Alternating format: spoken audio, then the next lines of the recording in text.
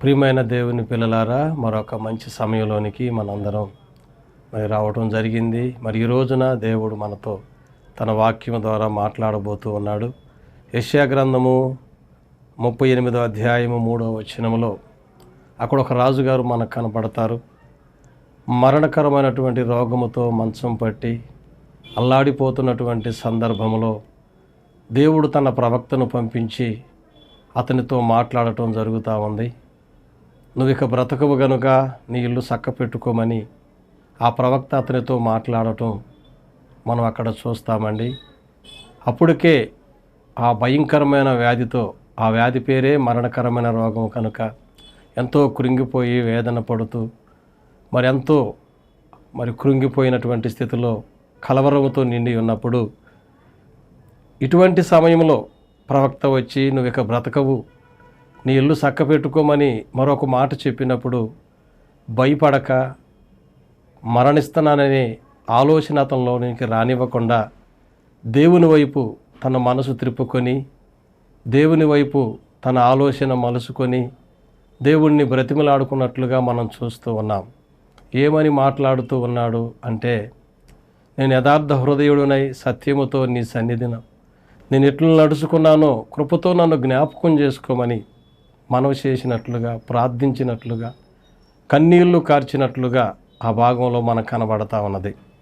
ఈరోజు ఈ వాక్యం ద్వారా దేవుడు మనతో ఏం మాట్లాడుతూ ఉన్నాడంటే, మరణ శాసనాన్ని మార్చుకోగలిగినటువంటి విశ్వాసం మనకున్నప్పుడు దేవుడు మన విశ్వాసాన్ని గౌరవించి మన యొక్క ఆశను తీర్చే దేవుడై ఉన్నాడు.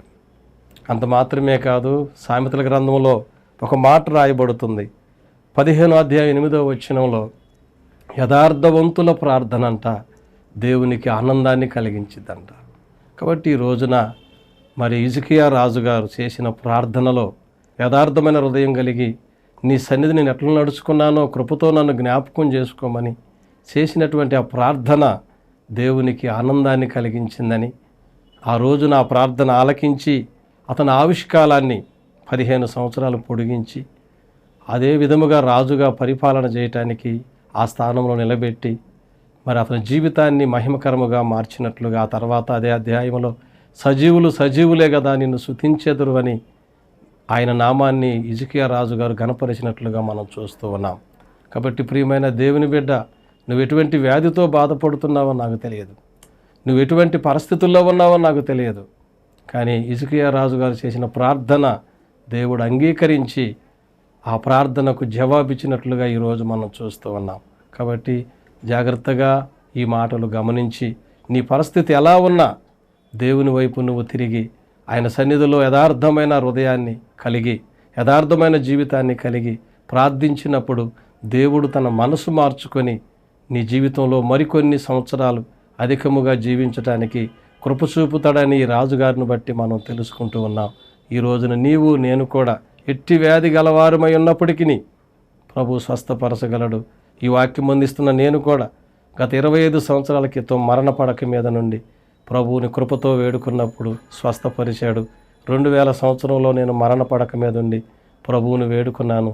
ఈ రోజు వరకు సజీవుడుగా ఉంచి ఆయన పనిలో వాడుకుంటున్నాడు. కాబట్టి ప్రేమతో మనవి చేస్తూ ఉన్నాను, భయపడవద్దు, దిగులు పడవద్దు, దేవుని యందు విశ్వాసం ఉంచు, ఆయన గొప్ప కార్యాలు చేయగలడు.